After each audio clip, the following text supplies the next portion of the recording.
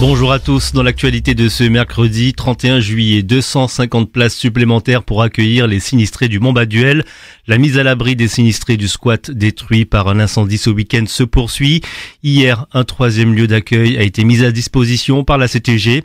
Le gymnase du collège Justin Cataillet est aménagé de l'Hippico par l'armée pour une capacité de 250 personnes pour mettre à l'abri en priorité les femmes et les enfants. Le préfet de Guyane, Antoine Poussier, en déplacement sur le site, a réquisitionné les forces armées. Elles auront comme mission d'encadrer les différents acteurs, collectivités et associations qui opèrent sur place.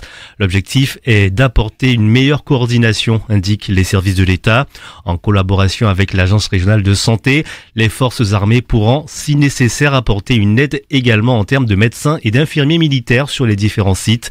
Et enfin, la SGDE a aussi été mobilisée. Des rampes d'eau ont été installées sur les 3 sites d'accueil d'urgence mis à disposition jusqu'au 16 août prochain. Dans le reste de l'actualité, des agents de la CTG dans l'Ouest ont mené un débrayage. Les agents du CAIT, le centre administratif d'intervention technique de Saint-Laurent-du-Maroni, ont cessé le travail durant près d'1 heure hier pour dénoncer l'insécurité dans les locaux. Dans un communiqué, le syndicat FO-CTG fait état d'intrusion d'un individu dans les locaux début juillet.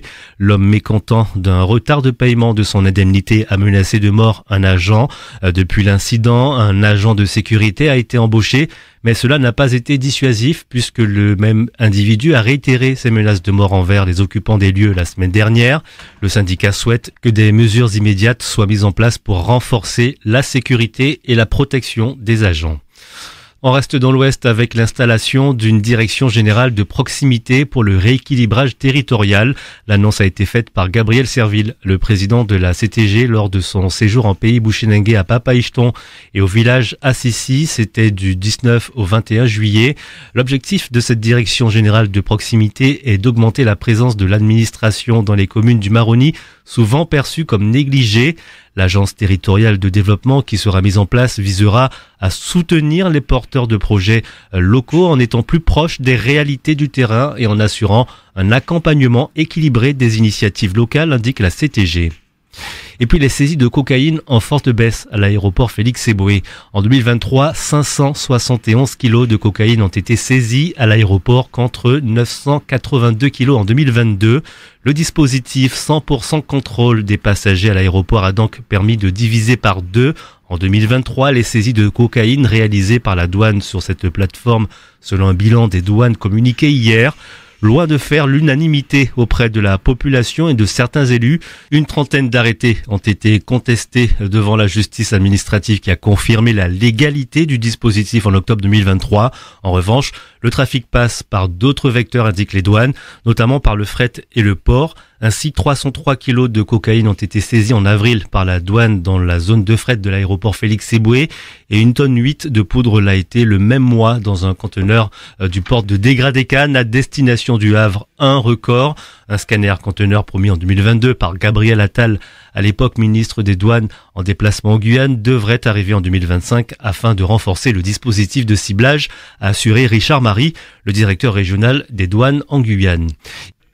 Au Venezuela, les résultats de l'élection présidentielle ne passent pas. Le pays a connu une élection sous haute tension dimanche dernier. Il a vu la victoire du président sortant Nicolás Maduro, réélu pour un 3e mandat. Un résultat contesté par l'opposition et par les habitants qui sont descendus dans les rues hier. Les précisions avec Alice Hartmann. La colère monte au Venezuela après l'annonce des résultats du vote de dimanche qui a maintenu Nicolás Maduro au pouvoir pour un 3e mandat. Des dizaines de manifestations spontanées ont éclaté dans 17 des 24 États que compte ce pays fédéral. Les partisans du candidat d'opposition Edmundo González Urrutia affirment avoir remporté l'élection avec 70% des voix. Problème, les résultats officiels ne leur donnent que 41% des suffrages, une fraude évidente pour le candidat centriste qui ne reconnaît pas la victoire de Maduro et affirme détenir la totalité des résultats des machines de vote.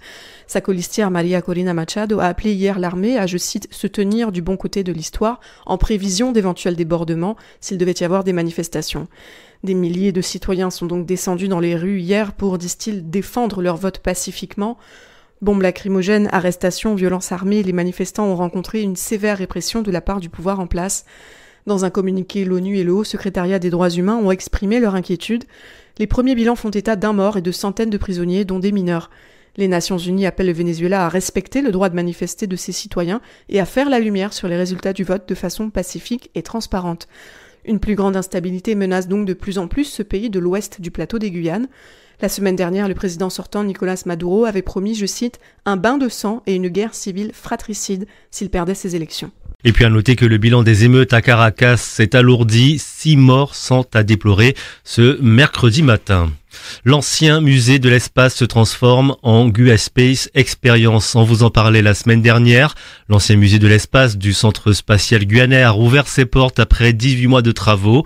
Le site a été totalement rénové pour proposer une expérience immersive autour de la base spatiale. Près de 200 mètres carrés sont ouverts avec des jeux interactifs, ateliers, expositions temporaires.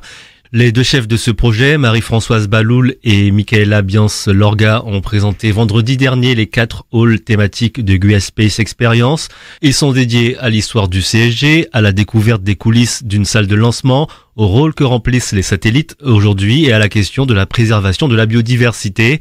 Avec GUA Space Experience, l'accent a été mis sur l'interactivité, une manière d'intéresser autrement les visiteurs aux enjeux du CSG, explique la chef de projet du CNES, Marie-Françoise Baloul. Tout au long des modules, c'est un parcours bilingue français-anglais, tout au long des modules, on s'est attaché à chaque fois à proposer aux visiteurs effectivement des éléments interactifs, ludiques, pédagogiques.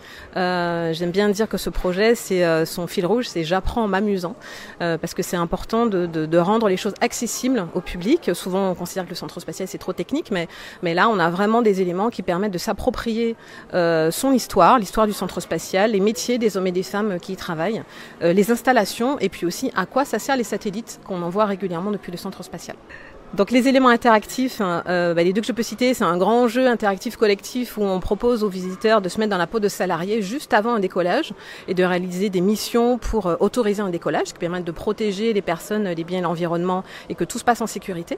Un autre élément interactif qui est aussi un jeu, c'est qu'on se met dans une situation qu'on connaît bien en Guyane, sur le Maroni, où il y a des pluies persistantes et il faut que le visiteur en fait réalise 4 actions pour déterminer s'il faut donner l'alerte pour évacuer un village du Maroni ou pas. Elle est venue visiter le nouveau site. Aurore ne cache pas son enthousiasme et apprécie l'aspect interactif de ce nouveau lieu culturel. Par rapport à, en tout cas, l'ancien musée, je trouve qu'il y a une belle rénovation. On trouve que les installations sont super interactives. C'est vachement bien rénové. On est vraiment satisfait de la rénovation qui a été effectuée. Oui. Les écrans interactifs, puis aussi les projections. Et les animations, je pense qu'avant, enfin moi personnellement, je l'ai visité qu'une fois, mais il n'y avait pas ces animations autour, de l'immersion en tant qu'astronaute par exemple. On a essayé de se brosser les dents, de manger comme les astronautes, enfin de faire plein de petites choses comme eux. Donc je trouve que c'est vachement sympa. On est en pleine immersion. Un sujet préparé par Romain Aliment, et puis à savoir l'entrée au musée est à 10 € pour les adultes et 6 € pour les enfants de plus de 3 ans. Jusqu'à fin 2025, une exposition temporaire sur les découvertes archéologiques réalisées sur le site du CSG est à découvrir. Et puis, on connaît la date du prochain lancement depuis le centre spatial guyanais opéré par Vega. La petite fusée italienne emportera le mardi 3 septembre à 22h50 le satellite Sentinelle-2C du programme Copernicus, un programme d'observation de la Terre cofinancé par l'Union européenne et l'ESA, l'Agence spatiale européenne. Il devrait apporter de larges informations aux applications opérationnelles dans l'agriculture, la surveillance de la qualité de l'eau, la gestion des catastrophes naturelles telles que les feux de forêt, les séismes ou encore les inondations et la détection des émissions de méthane. Il s'agira du dernier lancement d'une série de 22 fusées Vega avant le passage de relais à Vega C. Après l'échec du nouveau lanceur en décembre 2022, en raison de la détérioration d'une pièce fabriquée en Ukraine, le retour en vol commercial de Vega C est prévu d'ici la fin de l'année 2024. On ouvre notre page consacrée au JO de Paris avec quelques médailles de nos athlètes ultramarins. En escrime, les épéistes antillaises Marie-Florence Candassamy, Coraline Vitalis et Alexandra Louis-Marie décrochent l'argent par équipe.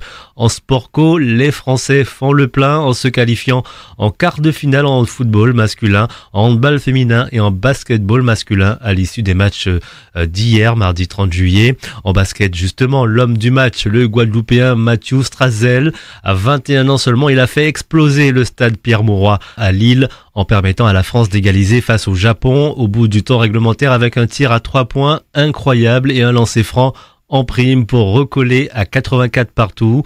Strazel qui a ensuite assuré le succès des Bleus en prolongation en marquant les 2 lancers francs garantissant la victoire 94 à 90.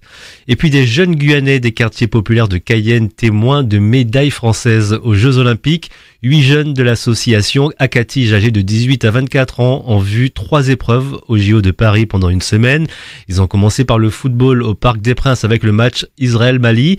Ils ont pu voir l'équipe de France de rugby à 7 masculine devenir championne olympique au Stade de France, ainsi que la médaille d'argent de l'équipe de France masculine d'équitation au concours complet au château de Versailles, un lieu qu'ils ont visité juste avant la Tour Eiffel. Ces jeunes ont été accompagnés par leur éducatrice spécialisée Lisa Binel. Un séjour qui a été sportif dans tous les sens du terme, mais qui a aussi permis de tisser des liens dans le groupe, selon elle. On l'écoute. Eh bien, figurez-vous qu'ils étaient contents parce qu'au-delà de l'affiche, eux, c'est vivre ce moment-là, aller au Parc des Princes, ensemble, découvrir l'ambiance, découvrir le stade et découvrir un match en direct. Donc je pense que peu importe les matchs et les équipes qu'il y aurait eu, ils ont été contents. Effectivement, avec la France, ça aurait été différent, mais je pense qu'ils étaient quand même contents. Ça a été une découverte. C'est arrivé en fin de séjour. L'équitation, ça a été le concours complet, donc il fallait beaucoup marcher. Et effectivement, je pense qu'ils étaient un peu fatigués, ils étaient contents de voir les chevaux, mais c'était long et c'était dur pour eux parce qu'on enchaîne entre les événements sportifs, les événements culturels, les animations de loisirs. Donc c'est vrai qu'ils sont fatigués et que ça arrivait au mauvais moment. Ils étaient contents. Je pense pas qu'ils ont été époustouflés de l'équitation. Je suis contente d'être partie avec eux, je suis contente de les avoir choisis pour ce voyage parce que c'est un voyage qu'on vit ensemble. Ça crée des liens, on crée des souvenirs en commun et je pense que ça restera jamais gravé dans nos cœurs. Lisa Binel, éducatrice spécialisée dans l'association Akatige, elle répondait à Étienne Cornec. Et puis ce sont des jeunes qui sont rentrés hier en ramenant sûrement des beaux souvenirs, des souvenirs plein les yeux. Voilà pour le point d'information à la mi-journée. L'info continue sur les réseaux sociaux et la page Facebook de Radio Pays.